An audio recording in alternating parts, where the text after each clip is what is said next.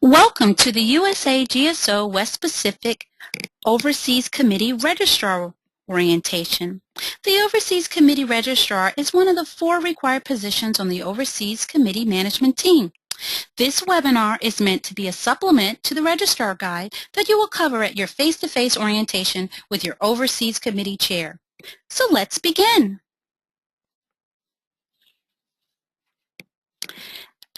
This orientation will cover the position description, responsibilities of the Overseas Committee Registrar, the Registrar calendar, membership designation, fair share description, payment information, Registrar's inventory of forms, membership dues and family partnership, and the Headquarters Registrar's contact information.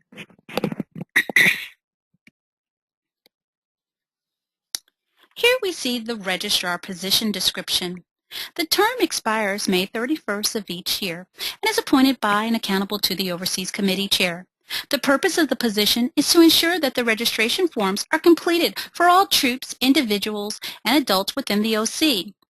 When completed, it ensures that forms and fees are mailed to USAGSO West Pacific in a timely fashion. Here we see our accountabilities as well as the qualification.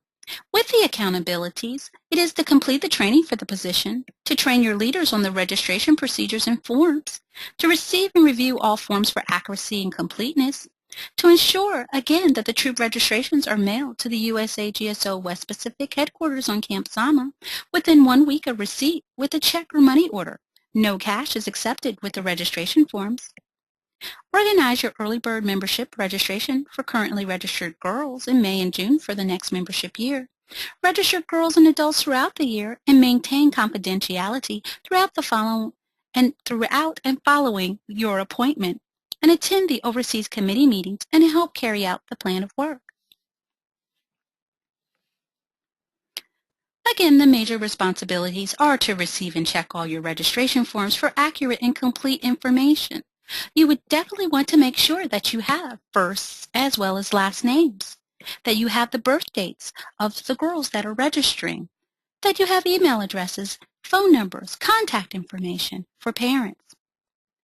And then on your end, you want to maintain a membership database for all of your OCMT and Girl Scout troop registration. This may be done on an Excel spreadsheet or Word table, or you may have a log sheet that you create in a binder format. Ensure that your registration forms are processed in a timely manner and are mailed to USAGSO West Pacific along with the correct payment. You'll definitely want to double check to make sure that you have the amount of registrations of girls and adults that are registered match the amount of money that you have collected. And then, of course, encourage and continue to register girls and adults all year round in your Overseas Committee. A calendar membership year is October 1st through September 30th. June and July and May, we have our early bird registration. September, we have our on-time registration, which is due by the 15th. October 1st, we begin our Girl Scout year. December, all girls registered to participate in the Girl Scout cookie program should be in place. And again, you'll have ongoing on-time registration throughout the year. Now, there's some things that you'll need to know as you are the registrar and you're going to be filling out forms and checking for accuracy. So we have some membership designations. So let's talk about those. So a new girl or adult is someone who has never been registered with Girl Scouts.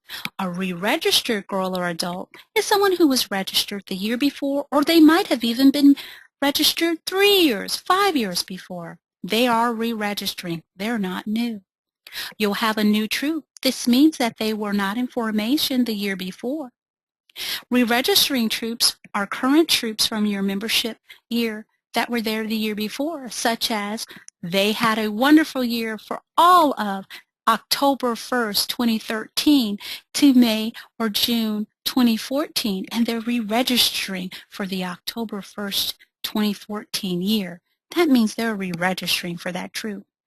You'll also have those who are Juliets or non-troop pathway. A Juliet is an individual girl that, due to conflicts in schedules, or maybe a troop is not available at that time for her age level, she chooses to still join Girl Scouts but isn't in a troop. Juliets do not meet together as a group. Juliets are individual girls. We also have Juliets that register just for fun events. They might register to participate in a series such as your overseas committee might have a 4-part session on hiking, so girls just want to join for that. Or maybe they want to go to resident camp. Or you have an older girl program where girls are going to raise money and travel. These can be Juliets. They may not be girls who are registered troops, and that is okay. All the girls that want to join Girl Scout, may you be in a troop or not, you're welcome. We also have people who register as lifetime members. Now, a lifetime membership is for an adult. So as a lifetime member, we have $195 for graduating high school seniors. And then for adults, it's $325. We also have those who are fair share, and we'll talk about that a little later. We also have program levels. So per our grade equals our program levels.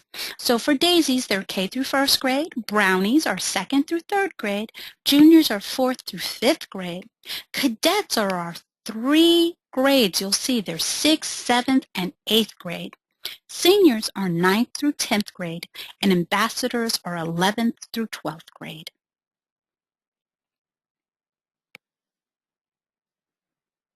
There are other codes that you'll see on forms, such as our council or our country code. Now, as an overseas committee and being in a location as we are in West Pacific, we are considered regions or location. But you may see on many forms council. That is a U.S. term. But on our registration forms, that's what they're going to ask for is council, and that is perfectly okay. So you would put 700 for council. And then, of course, for country, you would put where you're located, such as mainland Japan, Korea, or Okinawa. So again, for our USAGSO West Pacific location, our code is 700. So when you're looking for overseas committees, we also have separate codes for those. So if you are on mainland Japan and it is asking on the form for your council code, you would put 700. But when it is asking for your overseas committee code, you would see which base that you're located at, and you would put the corresponding code. So for mainland Japan, if you are located at Misawa, you would put for your country code or council code 700. And then you would put 802 for your overseas committee. If you're in Korea, you would put your council or country code 700. But if you're located on Seoul, you would put the overseas committee code of 820. And then, of course, if you're in Okinawa, your council or country code is 700. But if you're located on Kadena, you would put 832 for your overseas committee. Every overseas committee has their own code that is an 800 series.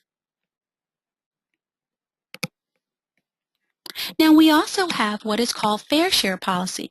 Now, our fair share rate is $15 for registration and $100 for fair share, totaling $115. And this only applies to girl membership. And fair share is for non-SOFA U.S. citizens.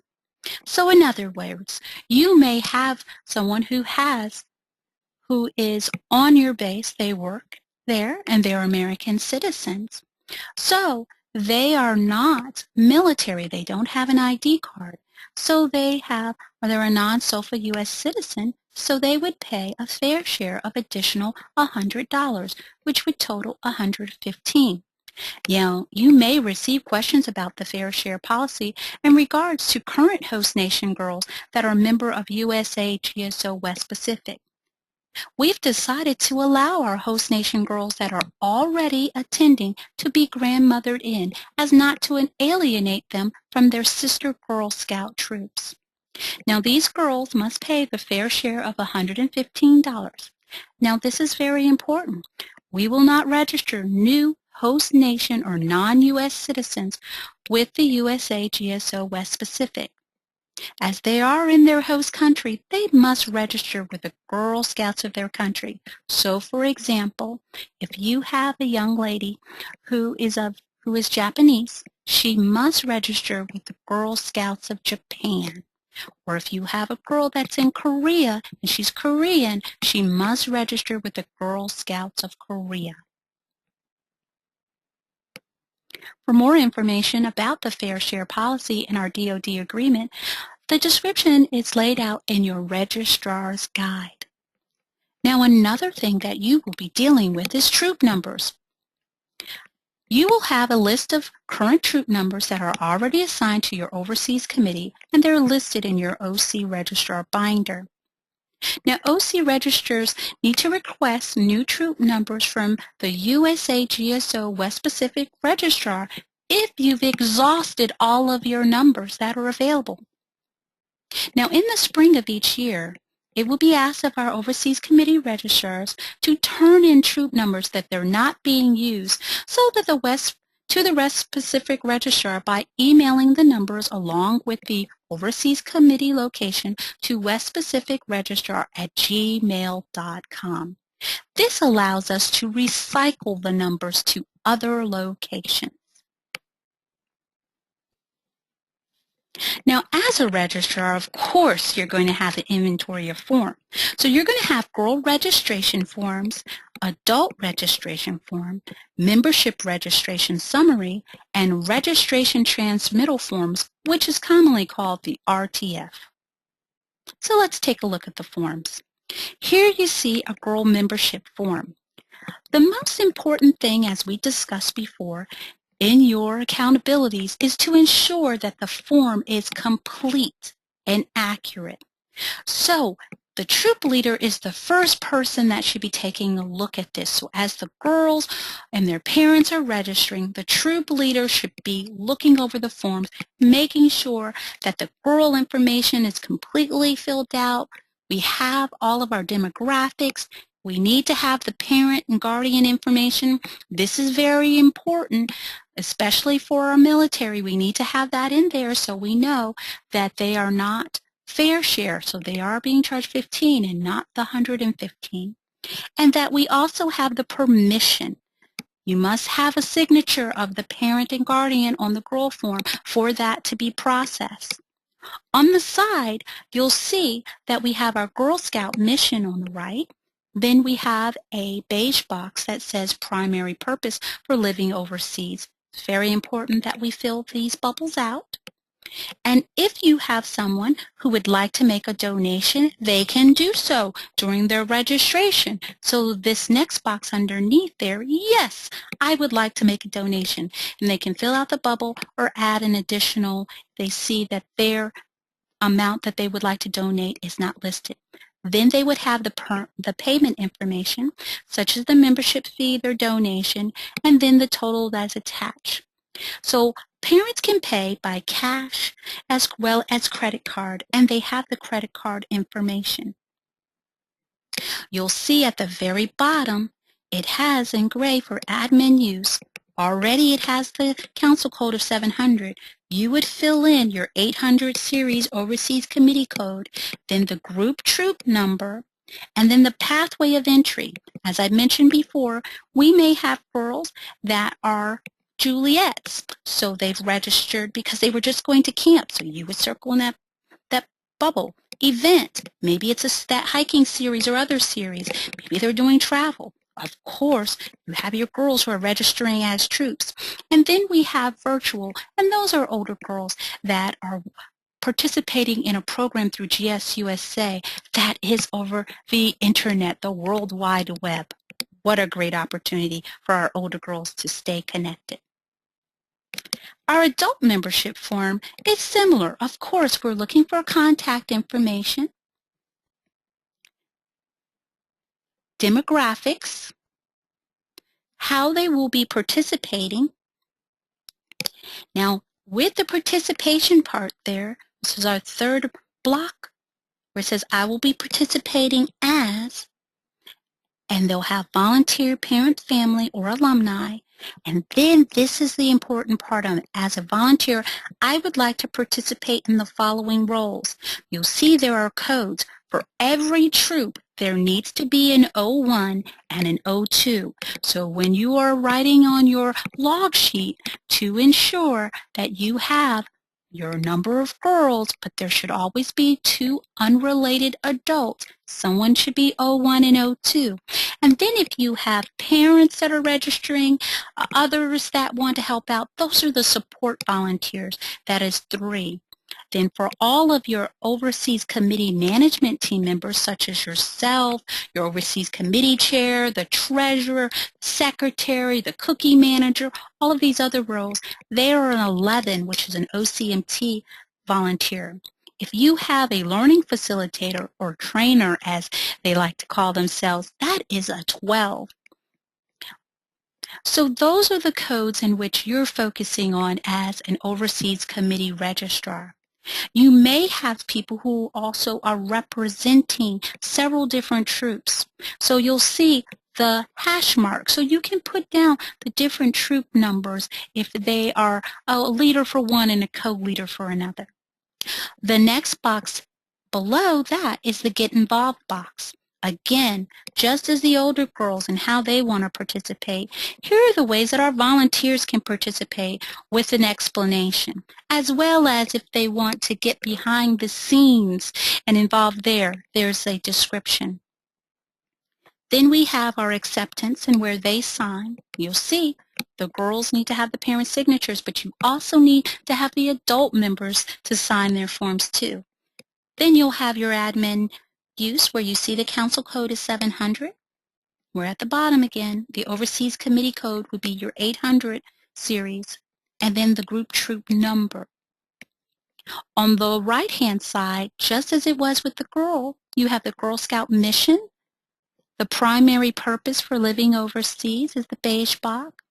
Their membership options, so they can be having the annual fee of $15, or you may have someone who's doing their lifetime membership, so they would fill out this form.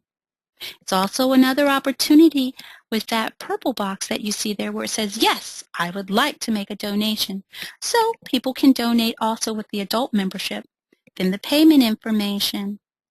Very similar to the girl form as you see here, where they would fill that out, cash, check, as well as the credit card information. Now, once you have your girl forms and you have your adult forms, the leaders check them, you've double-checked them with the leader as they're turning it in, and if you don't have to give any of them back, you're ready to go. Now it's time to do a membership registration summary. So as you see at the top box, you'll put the group troop number, your overseas committee code, which is the 800 series. You'll write out the full name of your overseas committee. The council code of 700 is already there. And then you will check one if they're a new troop or they're returning. Then you'll have at the top, it's completed by. So that may be your information, or it may be the troop that was completing this registration summary form. It's that person who's filling it out. And then, of course, how are these girls involved? You may have, of course, the troop group. Again, you may have those individual girls, the Juliets. Then you'll have the program. So you'll fill in the bubbles of the duration, the program frequency. Then the grade level of the troop or the individual girl. Then you'll have the meeting information. We definitely like to have this information to know our demographics of where people are meeting. The meeting day, time, and location. Going back to the meeting place, you'll see that it has home. In West Pacific, our troops do not meet in homes. We meet in public areas. So only if there is an extreme time, such as we may have a natural disaster and where a meeting space is not available at that time, then we may have a troop that meets in home. But by our policies and procedures and volunteer essentials, we do not meet in homes in USAGSO West Pacific. The next block below is the annual registration. So you would take this packet. If you have 5 girls that are registering, you have 5 girls, then times the $15 each. However many adults you have, times the $15 each. If you have lifetime members, if you have graduating ambassadors, then you'll have the total of the fees donations. If you have girls that are part of the fair share, you would also notate that in the white box. Then it is the payment summary. So as you're receiving it, you will place down if it's in cash, then how many participants, and then the total amount. And that goes on for credit cards and checks. On the right-hand side, you'll see, as we always begin in that box, the Girl Scout mission. And then we have internal use only. That part is filled out by our office staff, so you don't need to fill out those lines. But registration type, you definitely fill out that bubble if it's early bird or on time or ongoing. So we looked at our forms. Let's take a look again about membership dues and family partnership. As our membership dues, we're looking at that $15. And contributions, which are the donations that are collected by the troops and OCs, a check should be made payable to the Overseas Committee. So what's going to happen is that you're going to receive the funds. The money is going to turn into your treasurer. Then the Overseas Committee treasurer will write one check to cover all the expenses, membership dues, fair share, or contributions. And they'll itemize exactly where the payment is covering. Now, if you have girls, of course, or parents that have paid for their girls or themselves by credit cards, you would notate that on that registrar form for your summary form. And of course, a check isn't going to be written for that amount. It'll be processed in the headquarters by our headquarter registrar. So the check will be made payable to USAGSO West Pacific and needs to be sent with each batch of the registrations that are mailed.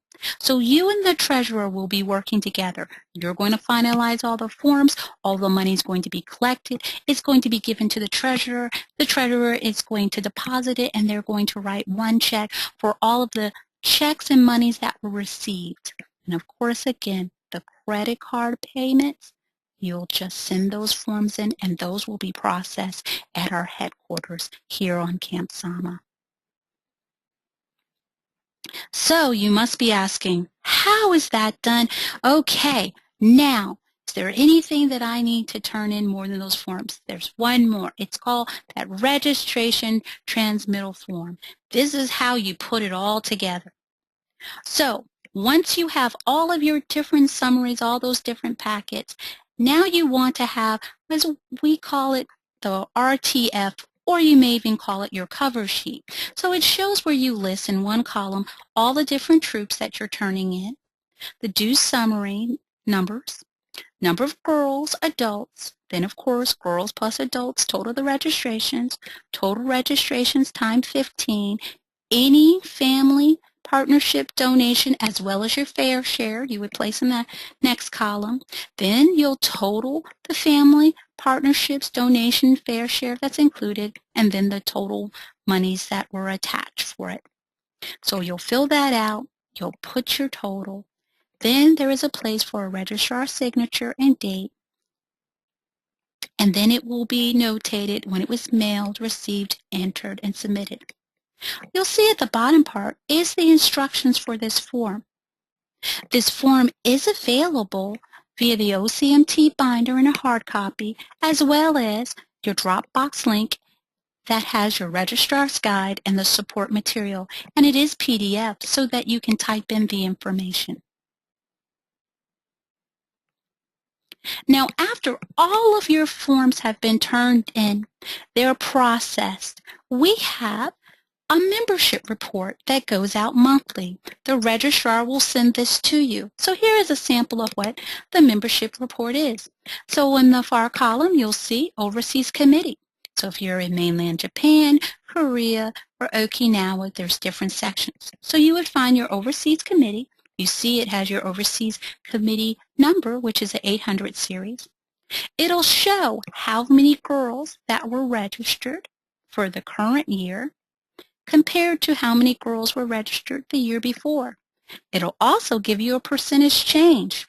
It'll show the percentage of your goal that you're reaching. And then, of course, it'll have the next column over is your goal for that year.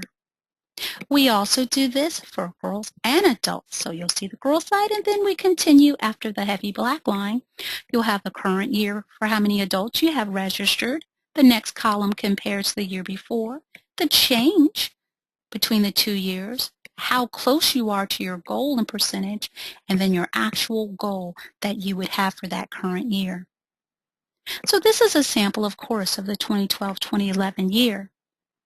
So starting in September, you will be receiving a membership report as well as your overseas committee chair that looks like this. If you have any questions in regards to the report showing that, my numbers are different, we're actually 5 girls higher, you would contact the registrar at headquarters to discuss this. And then they will ask you, great, let's take a look and dive down and see where our girls that we're missing. So they will help you out. Now another form that your Overseas Committee Chair will be completing is the Overseas Committee roster. As a registrar, you should be able to give your Overseas Committee Chairs the information that is in the bottom where you see the troop numbers. You'll be able to circle what program age level, Daisy, Brownie, Juniors, Cadets, Seniors, or Ambassador. You would list the leader's name, the email contact, and the phone number. This is a great piece to have inside of your registrar binder so that you have this information. May it be binder in a physical form or if you have an electronic form. Now, as you have all of your information, everyone is registered, you have your roster, you have your membership report, well, you will have changes in membership. If you have a girl or adult member that makes a change during the Girl Scout year, her information needs to be updated. So some common changes may be that they've changed their contact information, new phone numbers, new email address, they've changed quarters, they've moved on their installation. Maybe they've transferred to a new troop, they transferred from a council in the States. Also, you'll need to contact our registrar as soon as possible when these changes take place, and you'll need to provide via email the member's name, troop number, and your overseas committee. Put in the email the old information and then the new information. This ensures that your rosters that you receive on your troops are correct. Now, I know I covered quite a bit of information, and you may still have additional questions.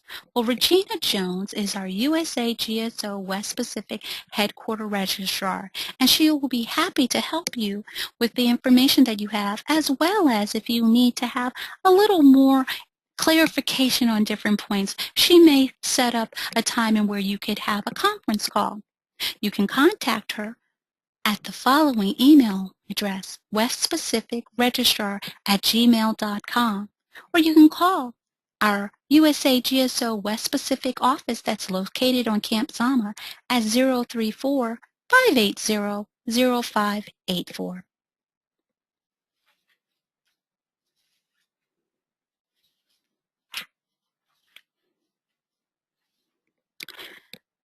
Thank you for volunteering to be the registrar of your overseas committee. Your efforts help us to make sure that the military and the USAGSO West Pacific requirements are met.